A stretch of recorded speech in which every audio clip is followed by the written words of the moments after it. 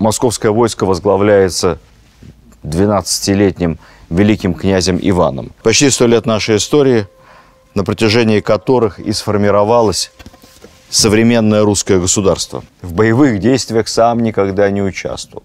Если он находился при армии, то где-нибудь в штабе, на удалении. Либеральные историки закатывают глаза. Ужасно. Тирания подавила. Сколько еще стран в мире, которые обладают столь же длительным, непрерывным суверенитетом? На самом деле одна. Всех итальянцы уговорили. Естественно, ни одно из этих обязательств впоследствии никем выполнено не было. Софья Палеолог приняла православие и венчалась по православному обряду, поскольку понимала, что Московское царство стоит обедни. Крестьяне подумали и ушли с твоей земли. Пожитки собрали и ушли. И не расплатились. А тут война. А ты не можешь выступить. И нет у тебя ни пороха, ни помощников.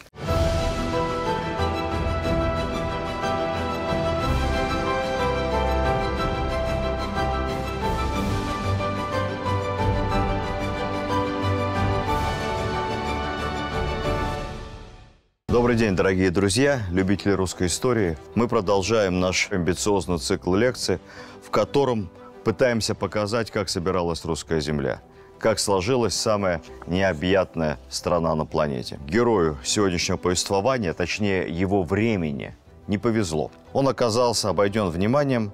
Для многих вообще является откровением, что на московском русском престоле были люди с таким именем. Дело в том, что все мы знаем Иванов Васильевичей, не только благодаря известному искрометному фильму про Ивана Васильевича, который меняет профессию. Мы знаем, что у нас было минимум 2 Ивана Васильевича, больших, известных. Иван Васильевич III Великий и, соответственно, Иван Васильевич IV Грозный. По традиции давайте погрузимся в контекст. Потомки Александра Невского в Москве, Дмитрий Донской, прапраправнук Александра Невского, и далее по прямой правят сын Дмитрия Донского Василий I, сын Василия I Василий II, темный, ослепленный. Помните? Пересмотрите наши старые лекции, если не смотрели. Иван III Великий, вот он, первый Иван Васильевич, сын ослепленного отца Василия Темного, а далее всем известный внук Ивана III, Иван IV Грозный. В английском переводе почему-то «the terrible», то есть «ужасный». Это совершенно неправильный перевод. Между ними совершенно затерялся несправедливо еще один Василий, про которого мы все забыли. Василий III. Именно поэтому Иван Грозный тоже Иван Васильевич. Василию III повезло с отцом, выдающимся, конечно, стратегом и правителем, с наследством. Ему досталась успешная страна, централизованное государство, с сильной армией, с единой судебной системой. Судебник Ивана III – это вообще уникальная история.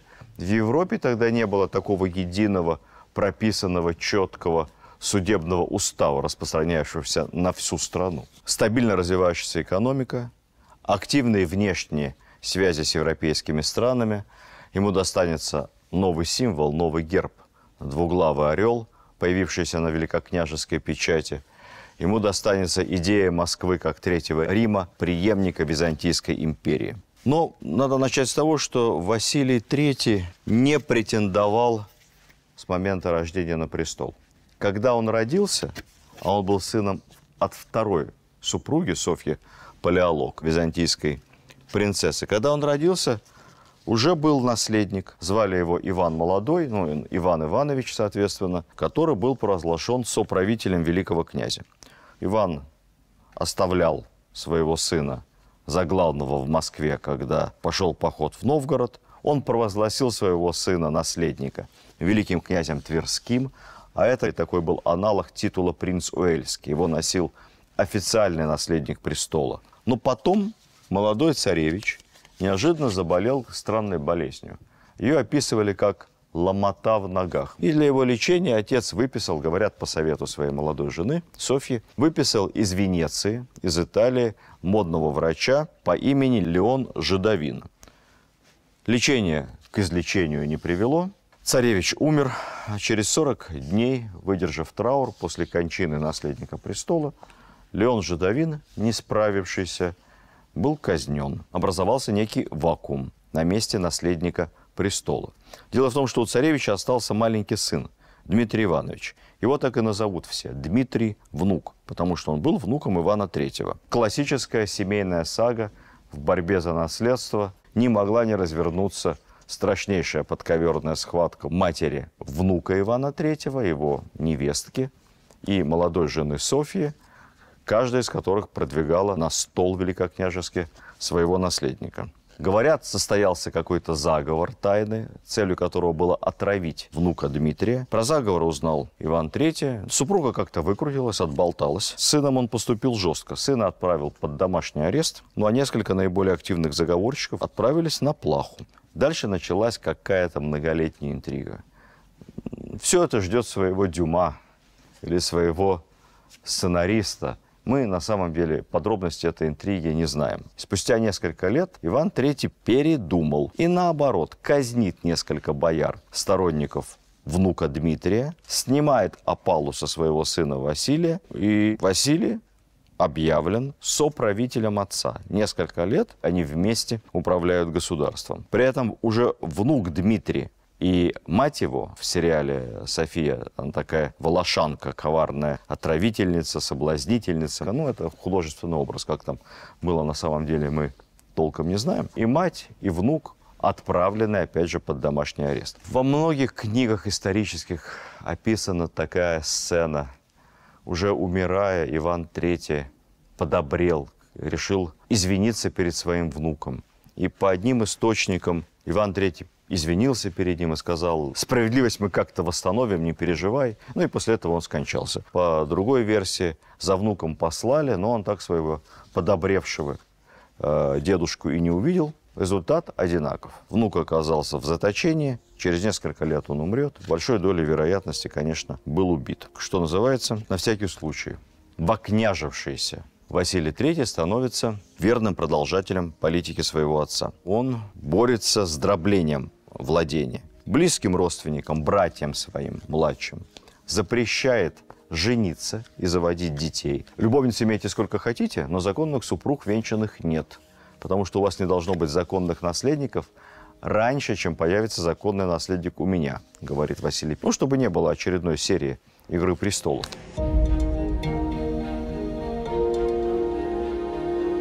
Расскажу вам, как ликвидировалась независимость последних двух крупных государственных образований, как они при Василии III оказались частью Московского Великого княжества. Рязань, Рязанское Великое княжество. Ну, великое она только по названию, потому что де-факто уже при его отце фактически московская провинция. Но формально княжество независимое, более того, великое. Иван III в свое время женил свою младшую сестру на рязанском князе, и правили они в городе Переяславле. Так тогда называлась Рязань. Ну, правильно, Переяславль Рязанский. Правили они в добром согласии с Москвой, ну, настолько добром, что жена предпочитала каждый раз, забеременев, на всякий случай уезжать в Москву. И наследник рязанского князя появлялся в Москве. Однако при Василии рязанский князь несколько осмелел и решил вернуть своей земле былую самостоятельность. Все это наложилось на проблему с крымчаками. Крымский хан был союзником Ивана III. Когда Иван III скончался, они, видимо, решили в Крыму, что на этом добрые отношения с Москвой можно сворачивать, больше обязательств никаких перед московским князем нет, и надо перейти к старой доброй крымской традиции: набеги, увод невольников, грабеж. И вот в 1521 году, уже давно правит Василий, состоялся самый большой набег Крымского ханства на Русь. Крымчаки объединились еще с казанцами, Казанским ханством, практически подступили к Москве. Ну, в Москве решили дело до осады Кремля не доводить и выдали какую-то письменную грамоту крымскому хану, в которой Василий обещал дань Крыму выплачивать периодически, ну и вообще как к нему обращался, ну, чуть ли не как к старшему своему сюзерену. Очень довольное крымское войско от Москвы отошло и по пути решило разорить Рязань. В Рязани заперся очень энергичный рязанский воевода, которого звали Иван Хабар. Хабар – это кличка, вот от него пошел славный род бояр Хабаровых. Иван Хабар спросил, собственно, по какому праву стучитесь в ворота. Те сказали, а мы теперь тут главные. Вот у нас есть грамота, где написано, что нам дань будут платить. И вообще тут такие формулировки. Мы толкуем это таким образом, что Москва признала зависимость от Крыма.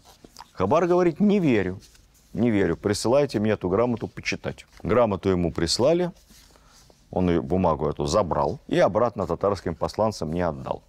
Сказал, пусть останется у меня. Крымчаки попытались как-то с наскоку взять Рязань, со стен ударили пушки. Осада крупных серьезных крепостей в планы крымчаков не входила, поэтому покружили, пограбили и убрались обратно в Крым. Когда крымское войско убралось восвояси, Василий III, конечно, тут же отказался признавать наличие каких-то обязательств перед Крымом, потому что нет бумаги, нет дела. В это время и попытался как-то там поинтриговать новый рязанский князь, молодой. Но интриги эти закончились ничем. В конце концов, все это вскрылось.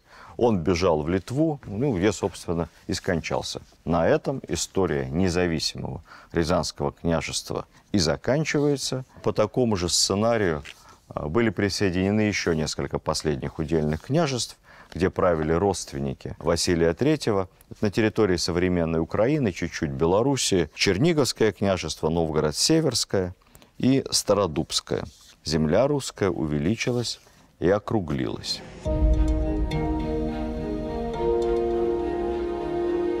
Поскольку я помянул выплату дани крымскому хану, хочется кое-что пояснить. Дело в том, что даже после номинального свержения ордынского ига, в прошлый раз мы об этом говорили, по официальной версии в 1480, по нашей с вами логике в 1462 году при Иване III, вот даже после номинального отказа от получения ярлыка и непризнания верховенства ордынской власти, тем не менее выплата дани разным ордам татарским и крымской, иногда даже Большой Орде, какое-то время продолжалось. Платили, конечно, мало. Это называлось не данью, это уже называлось поминками. И природа этой выплаты была уже совершенно иной. Раньше историки, это серьезный вопрос, разницы между поминками и данью не чувствовали.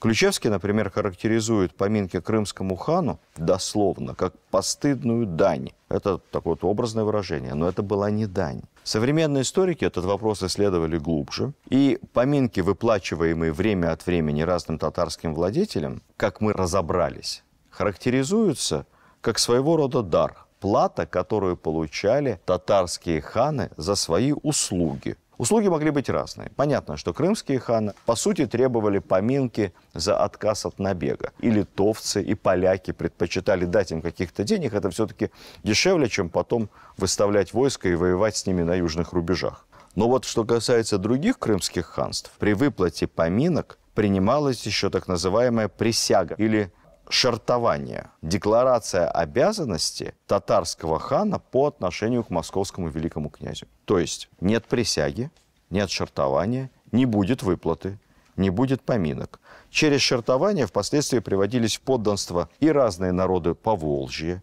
и Сибири. То есть мы их не то чтобы завоевывали, а мы их как бы подкупали, давая им время от времени то, что сегодня называется федеральную субсидию регионам на решение каких-то их внутренних проблем. А они в ответ подписывали бумагу, по которой признавали некоторые свои обязанности к Москве. Это классическая европейская схема.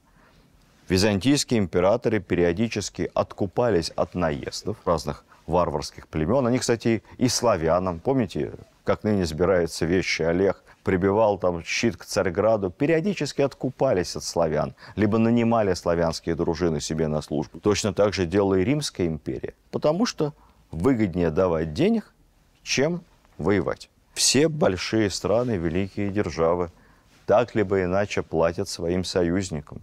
Платят им через экономические льготы, субсидии, льготные цены на нефть, газ. Сначала дадут кредит на закупку какого-нибудь оборудования, строительство атомной станции или оборудование военной базы. А потом спишут этот кредит, простят. Разве это говорит о том, что великие державы находятся в зависимости или, боже упаси, платят дань каким-то небольшим окрестным государствам самостоятельным, ну, либо государствам Африки, сколько кредитов списываем им мы, списывают американцы, государствам Латинской Америки, конечно, нет. Это, по сути, отношения старших и младших партнеров. Только сегодня это, конечно, не называется вассалитетом, все гораздо цивилизованнее. В те времена это было постепенное подтягивание этих независимых территорий к себе под крылышко в будущий состав России.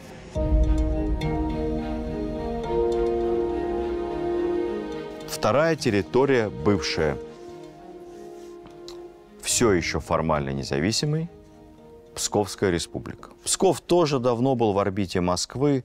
Псковичи видели в Москве защитника, союзника, но формально городские вольности, то есть вече, там, вечевой колокол, собрание, собственный суд, собственное распоряжение финансами, землей, это Псковская республика сохраняла. Хотя в городе был великокняжеский наместник, который ряд вопросов внутри города решал, в первую очередь крупносудебных.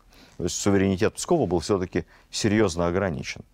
Ну, как обычно в таких случаях бывает, решениями наместника довольны не все, поэтому псковичи жаловались в Москву на то, что наместник их притесняет. Наместник жаловался московскому государю, что псковичи ведут себя негоже, воли князя не слушают, договор нарушают. Бесконечные жалобы вели к тому, что наместников меняли.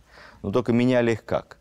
Вместо одного злого наместника Василий присылал еще более злого наместника, на которого еще больше жаловались псковичи. И делал это совершенно сознательно, со злым, хитро-коварным умыслом. И вот Василий III, чтобы разобрать очередную там жуткую склоку между знатными псковичами, боярами и московским наместником, решает на нейтральной территории, как бы сейчас сказали, в Новгороде, собраться и всех заслушать. Вот они все приехали, знатные бояре, переговорщики псковские, наместник. Василий III всех внимательно выслушал. Ну, как вы догадываетесь, признавать виновным сам себя не стал. Более того, всех псковских жалобщиков тут же арестовал. А в Псков послал грамоту, что на свою отчину он накладывает великую опалу. Отчину, историческое владение Рюриковичей, чьими наследниками, единственными правомерными с московской точки зрения выступают московские государи. Вече он удаленно упраздняет, колокола вечевые велит снять, а чеканку собственных денег, существенный знак независимости, запрещает. В Пскове, конечно, собрание, возмущение, собирается вече, кто-то там требует постоять за Святую Софию, как говорили новгородцы, но большинство с Москвой совершенно воевать не собирается. Ну, во-первых, бесполезно, против силы не попрешь. А во-вторых, что этих бояр защищать? Пусть лучше будет один начальник в Москве. Поэтому никакой войны нет. Псков становится неотъемлемой частью московского государства. Василий III проявил милость и сказал: ну хорошо, вы по-хорошему, я по-хорошему. Опалу с вас снимаю, войско посылать не буду. Но вот только, как мой отец поступал, и мы примерно так же, 300 знатнейших псковских, самых богатых боярских фамилий выселяются с территории Пскова, земли их конфискуются, им выдается земля в других районах обширного московского государства. Конечно, с одной стороны, грустно, последняя республика пропала, ну а с другой стороны, интересно, какие эти меры имели экономические последствия.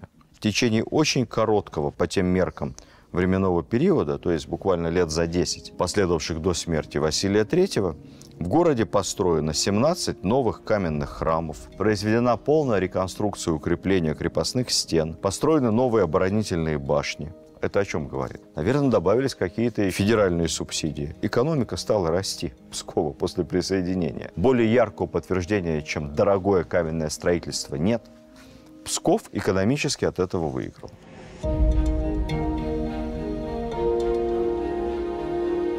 В предыдущей лекции про время Ивана III мы говорили, что война за возвращение западно-русских отчин, принадлежавших Рюриковичам со времен еще Владимира Ярослава Мудрого, война противостояния с Литвой носила перманентный характер.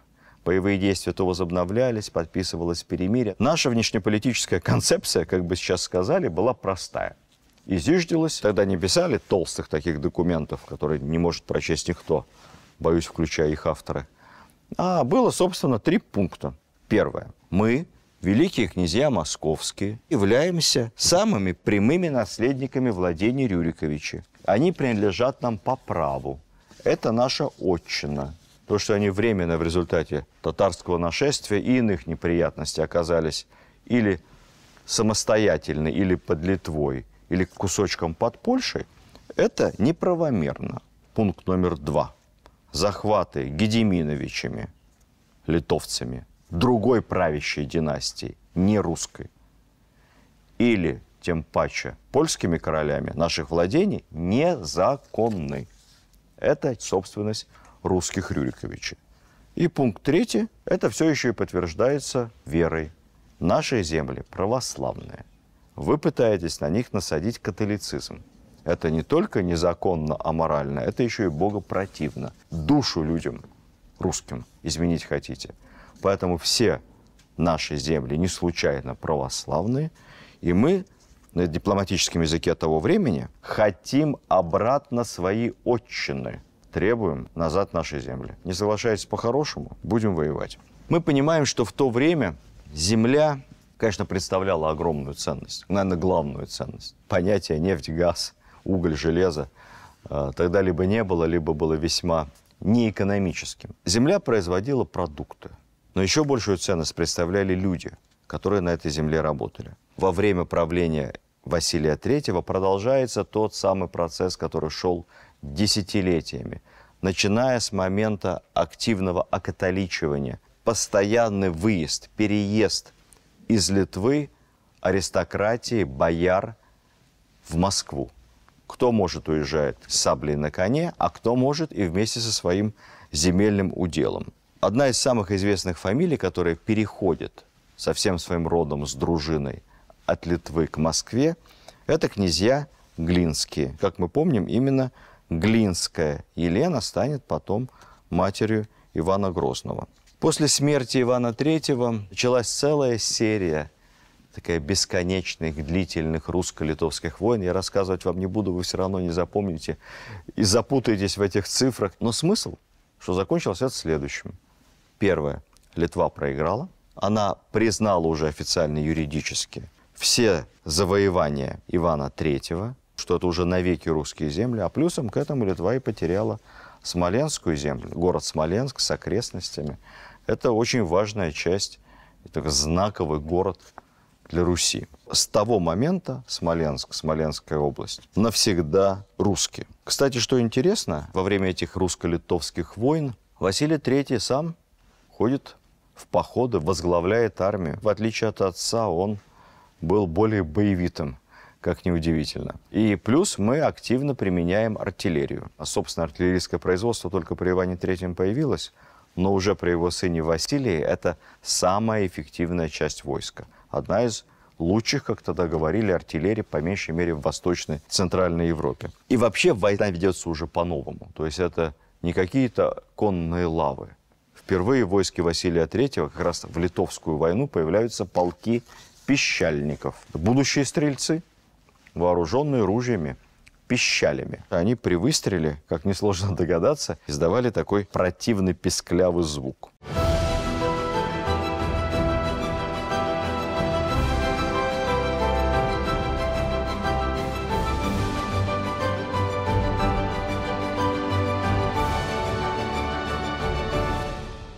Поговорим немного о семейных делах.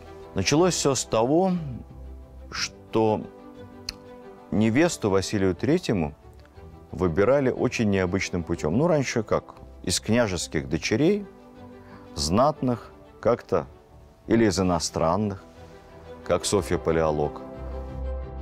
Выбор делали главным образом родители. Дети соглашались. Василий III женился уже в довольно взрослом возрасте. Если верить многим источникам, впервые на Руси проводился своеобразный конкурс красоты, смотр невест. В этом не было ничего такого из ряда вон выходящего. Это обычная византийская практика. Просто у нас она ранее не применялась. Делалось это каким образом? Рассылались посланцы с техзаданием, с критерием к невестам во все русские регионы. Проводились региональные смотры. Понятно, что не только внешность рассматривалась. Семья какая, происхождение, воспитание. Победительницы этих региональных смотров свозились в Москву. В Москве их внимательно опрашивали сначала на предмет, наверное, сообразительности, интеллекта.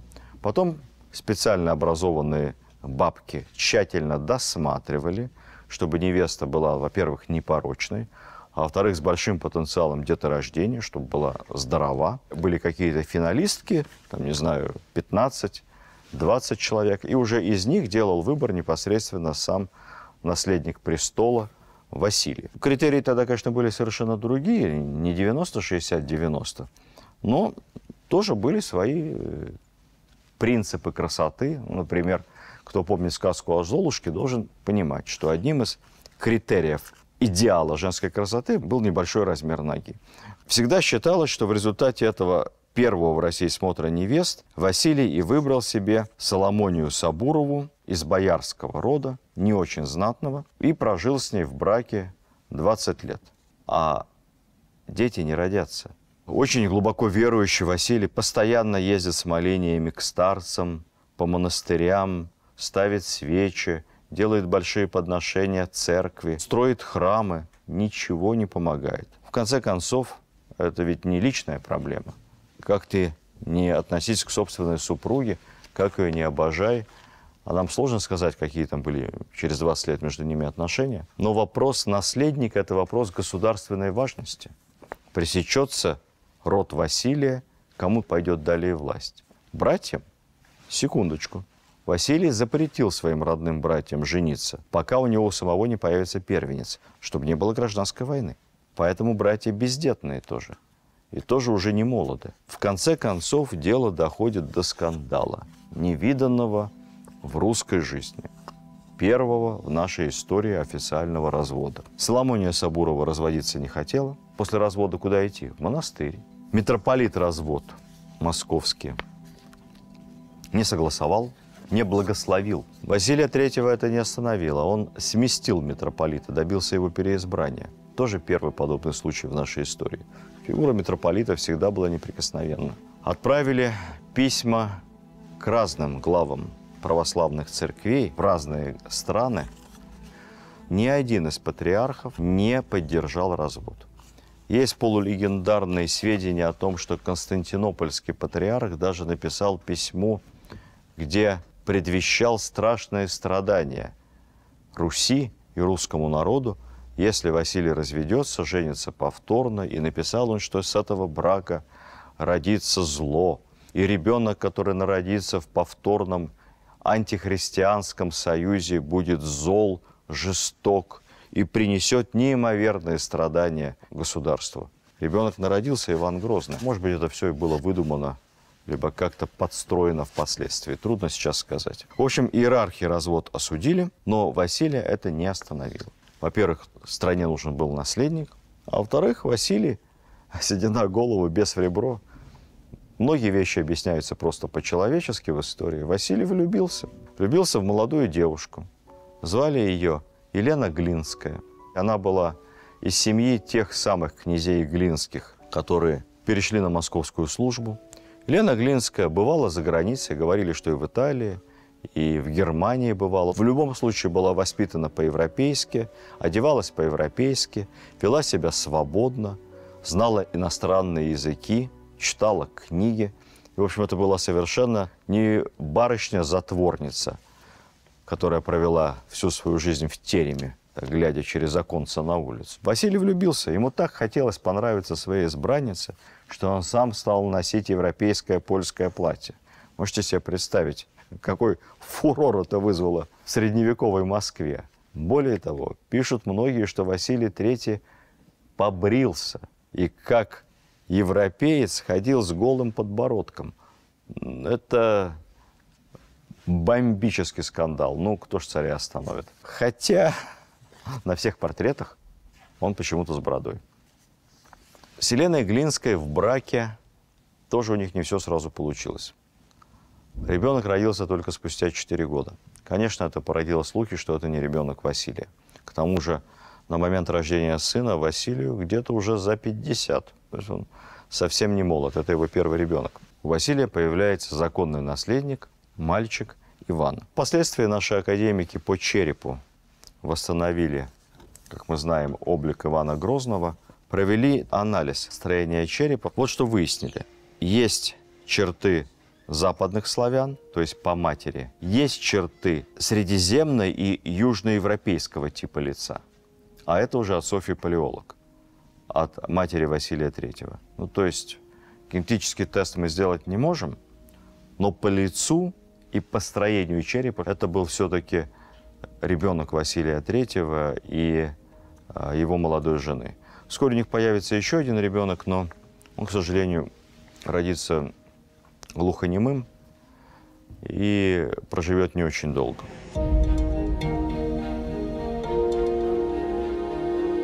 Коли Анач помянул церковное строительство, которое велось при Василии III, нельзя не отметить строительство Новодевичьего монастыря, как раз в честь воссоединения со Смоленской землей. В монастыре хранилась смоленская икона Богоматери. И это замечательное архитектурное сооружение, которое последние годы активно восстанавливается Министерством культуры, исключительной красоты, мощь на границе Москвы, носила большое оборонное предназначение. Сейчас это не просто красивая старинная крепость с храмами, но это и главное политическое кладбище Российской Федерации. Отнюдь не Кремлевская стена и не Красная площадь. Вот самые интересные захоронения там. Много интереснейших памятников, много знаменитостей. Если у вас есть время, сходите непременно в выходной день на Новодевичье кладбище. Вы с большой пользой для души и для ума проведете там время. Знаете, походы по кладбищу, особенно по такому историческому, наводят на массу полезных мыслей о бренности бытия, приходящей славе, смысле жизни.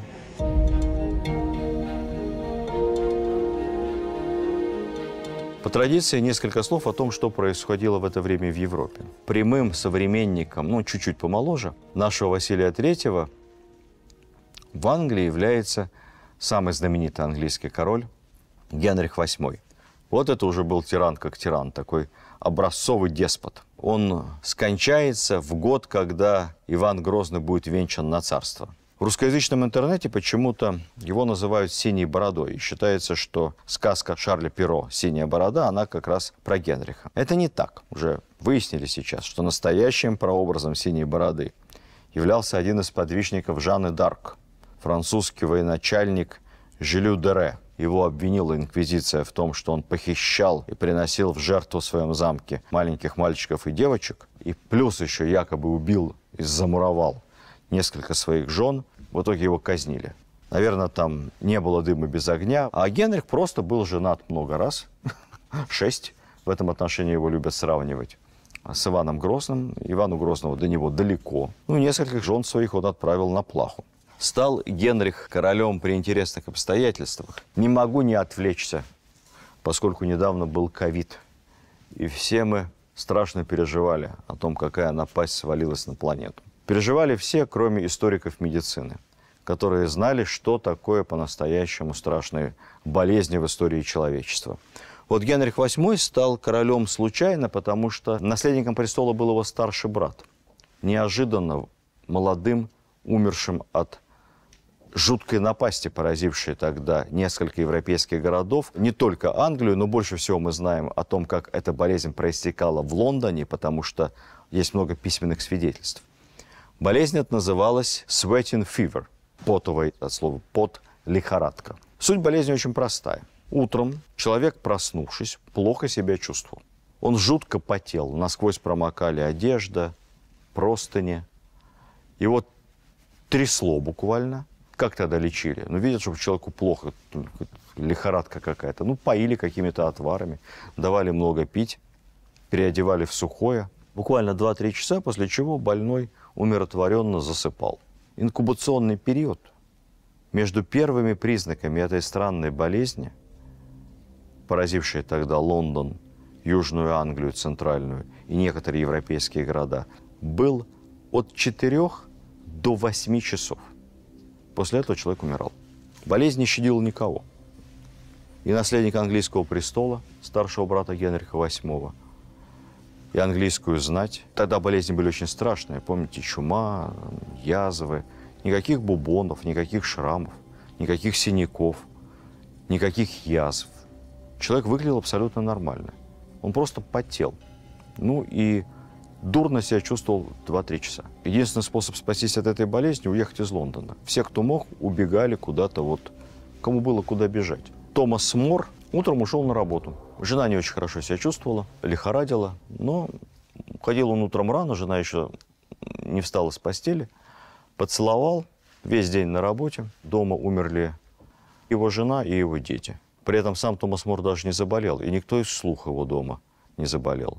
Накладывался карантин, на дверях рисовали белый крест краской или мелом, дверь заколачивали, в доме, где кто-то болеет потовой горячкой, еду передавали как-то там через окошко. Смертность 100%. Наука пытается исследовать останки заболевших и до сих пор не может объяснить, что это была за напасть. Более того, потовая горячка возвращалась несколько раз. Эта эпидемия шла волнами на протяжении десятилетия, а потом исчезла одномоментно раз, и больше ее нет. Такие напасти сваливались на человечество. Так вот, Генрих VIII, оказавшись на троне, вместо своего старшего брата, умершего от этой лихорадки, унаследовал заодно вместе с троном и его супругу, Катерину Арагонскую, овдовевшую. Катерина Арагонская была дочерью основателей королевства Испании, короля Арагона и королевы Кастилии. Ну, считалась одной из самых образованных женщин эпохи. Впрочем, это ей не помогло. Наследника престола она родить не могла. Генрих VIII крупный, высокий, рыжеволосый силач, очень увлекался, как бы сейчас сказали, фитнесом, тяжелой атлетикой, разного рода спортивными упражнениями. Особенно хорош был в стрельбе из лука. Натянуть английский лук – это, знаете, какая сноровка и сила нужна. Он действительно был любимцем женщин. Наследник не родится. В конце концов, развод. Римский папа, так же, как и патриарх Константинопольский, в случае с Василием III, развод не одобряет. Потом он об этом пожалел, потому что Генрих VIII поступил радикально. Он просто вывел английскую церковь из-под власти римского престола и основал отдельную англиканскую церковь, главой которой является сам король. Ну а дальше смотрите разные фильмы. Дальше Мария Кровавая, это, кстати, дочь первой супруги Генриха VIII. Далее Анна Болейн, которая тоже рождала только девочек. Вот Елизавета Великая, Елизавета I. Сейчас скончалась Елизавета II, английская королева. Елизавета I – это была дочь Анны Болейн и Генриха VIII. Дальше потом целая вереница жен, любовников жен. Генрих VIII казнил и любовников, и жен своих отдельных по разным обвинениям. И иногда всех их там скопом. В общем, там было не скучно. До сих пор дипломированные психиатры ставят диагнозы Генриху VIII, находя признаки самых неожиданных и разнообразных психических заболеваний. Вот считается, что это самый кровавый монарх в истории Англии. Никогда ни до, ни после якобы не было по королевским приговорам больше казнено людей. Это, знаете, товарищи, как считать. При его дочери Елизавете тоже там такое творилось на английских дорогах. Куда там Ивану Грозному? В конце концов, король как-то совсем из-за своего дурного образа жизни испортился. Питался он очень странно, мягко сказать. Ел исключительно жирное мясо. Результат – ожирение, подагра. Плюс где-то на охоте повредил ногу. Рана очень долго не заживала. Запомним этот эпизод. При росте где-то 1,80 м плюс он весил к концу жизни 180 килограмм. Еле передвигался. Я видел рыцарские доспехи в Вестминстере Генриха VIII. Еще молодого. Огромные доспехи. В них действительно очень крупный мужчина поместится. К чему я всю эту историю вам рассказываю? Почему так отвлекся? Не только потому, что интересные параллели в семейной жизни Генриха VIII, которого знают все, и нашего Василия III, которого не знает никто, даже у нас в стране, к сожалению. А дело в том, какую большую роль в популяризации правителей несет литература, бесчисленное число романов, написанное о времени Генриха VIII, и кинематограф. Посмотрите сериал «Тюдоры». Вы увидите там Генриха, вечно молодого, хотя действие сериала, там какое-то бесчетное число серий и сезонов длится, ну, явно там несколько десятилетий. Вы увидите вечно молодого Генриха, так худощавого, стройного, коротко стриженного, который все время играет со своими товарищами и друзьями в большой теннис, в прообраз большого тенниса. Все это очень-очень забавно. Ну, хоть бы одно хорошее кино сняли у нас о Василии III. А у нас вон про Ивана Грозного посмотрите, фильм «Царь».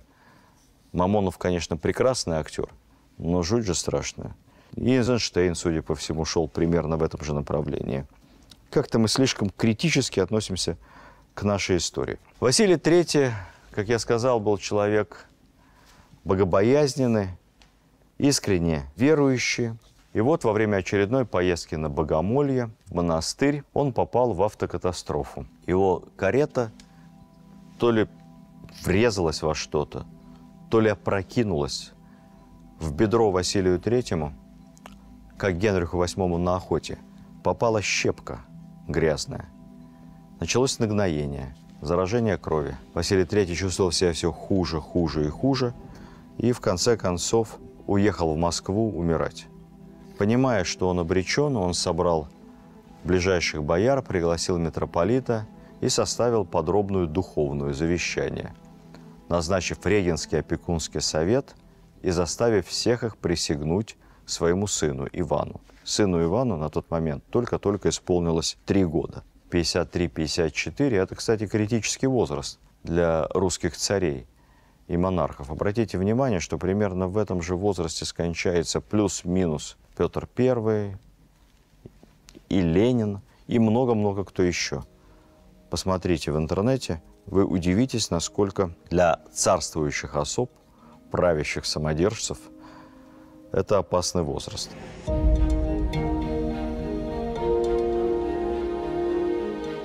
Главный итог. При нем закончился процесс формирования единого централизованного государства. Система управления полностью сложилась, уделов почти не осталось, только самым ближним родственникам. Идеология «Москва, Третий Рим, а четвертому не бывать» стала доминировать в умах и сердцах московской элиты. С точки зрения территориальных приобретений окончательно вошли в состав единого государства Псковская земля, Смоленская земля, южно-русские территории на Черниговская область, окрестности Сумская, окрестности Гомеля и Переславль-Рязанская земля, то есть Рязанское княжество. Государство наше увеличилось за век Ивана неимоверно, фактически объединив большую часть русских земель. В 1514 году в договоре с императором Священной Римской империи Максимилианом Василий именуется императором русов, знаете, как Наполеон, императором всех французов. Впоследствии Петр I, принимая от Сената титул императора, который, кстати, долгое время не все признавали в Европе, Петр ссылался именно на этот исторический прецедент и говорил: такова наша история. Предки наши носили титул императора русов, а я теперь буду императором всероссийским. Но чтобы это слово перестало быть юридической казуистикой, а стало объективным явлением географии и истории, от императора русов Василия III до Российской империи пройдет еще огромный путь. Будет много пота, будет много слез, много крови, много горя, много труда и много славы. Обо всем этом мы поговорим с вами в следующих лекциях. Спасибо вам за внимание к русской истории. И наш следующий разговор, как вы понимаете, будет о сыне Василия III, Иване Васильевиче Грозном. Ну как же без него? Какой рассказ о русской истории обойдется без Ивана Грозного? Там много всего интересного. До следующих встреч.